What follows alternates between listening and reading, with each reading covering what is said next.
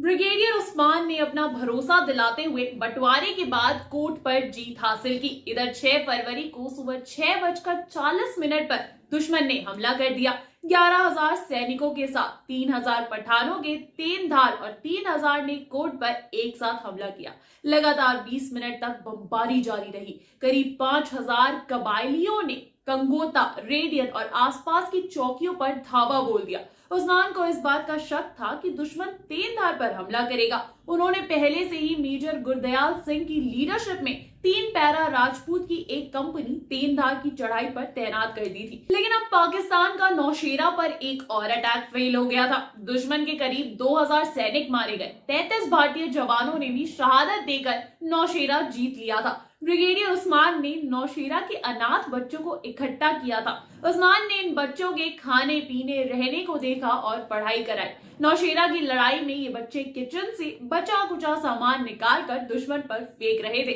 इसके अलावा युद्ध के दौरान इन बच्चों ने मैसेंजर का काम भी किया था। युद्ध के बाद इनमें से 3 बच्चों को तो सम्मानित किया गया। प्रधानमंत्री जवाहरलाल नेहरू ने इन 3 बच्चों को सोने की घड़ी गिफ्ट की थी। नौशेरा की लड़ाई ने रातों रात उस्मान को देश का हीरो बना दिया था। इस ऑपरेशन के तुरंत बाद जम्मू और कश्मीर डिवीजन के कमांडिंग ऑफिसर कलवंत सिंह ने प्रेस कॉन्फ्रेंस की और जीत का पूरा क्रेडिट ब्रिगेडियर उस्मान को दिया गया।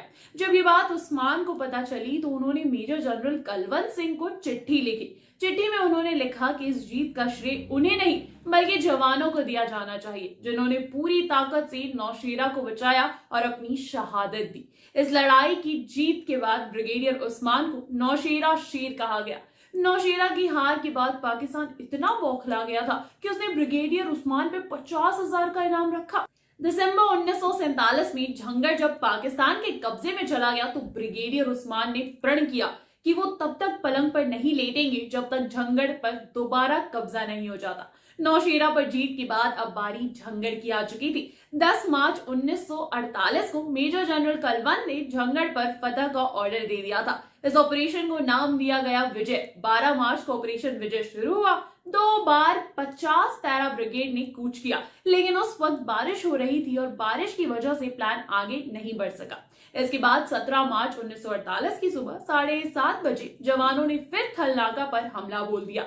जब भारतीय जवान पाकिस्तानी बंकरों में पहुंचे तो वो खाना खा रहे थे। चूल्हे पर चाय चढ़ी थी। ब्रिगेडियर उस्मान के जवानों ने पाकिस्तानियों को कोई मौका ही नहीं दिया। इससे पहले कि पाकिस्तानी कुछ समझ पाते, कुछ कर पाते, उनका काम हो चुका था। 17 मार्च के इस ऑपरेशन में 3 पैरा एमएलआई के किसी जवान को कुछ नहीं हुआ। 3 पैरा एमएलआई के जवानों ने फिर थल नाका पर आराम करना मुनासिब नहीं समझा। ये बटालियन 3 पैरा राजपूत की एक कंपनी के साथ सुस्तोली धार की तरफ कूच कर गई, जिसको दोपहर 1 बजे तक कब्जे में ले लिया गया। 19 इन्फेंट्री ब्रिगेड के जवानों ने 17 मार्च तक गायकोट के जंगल के रास्ते को साफ कर दिया था। अब बारी थी फाइनल असॉल्ट की। 18 मार्च 1948 की सुबह 8:30 बजे झंगड़ पर 3 पैरा राजपूत, 1 पटियाला और 3 पैरा एमएलआई बटालियन ने 3 तरफा हमला बोला। दोपहर 1 बजे 19 इन्फेंट्री ब्रिगेड झंगड़ के अंदर थी और ऑपरेशन विजय खत्म हो चुका था। ब्रिगेडियर उस्मान का प्रण पूरा होने के साथ ही झंगड़ भारत का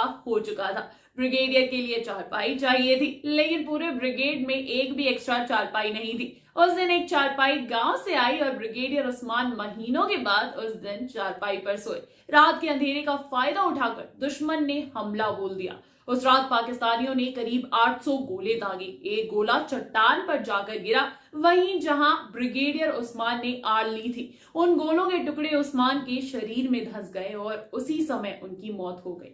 ब्रिगेडियर उस्मान की शहादत ने पूरे हिंदुस्तान को गमगीन कर दिया था। ब्रिगेडियर उस्मान के अंतिम संस्कार में आजाद भारत के गवर्नर जनरल लॉर्ड माउंटबेटन, प्रधानमंत्री जवाहरलाल नेहरू और शेख अब्दुल्ला भी शामिल हुए। उन्हें दिल्ली में जामिया मिलिया में सुपद्र एक खाक किया गया।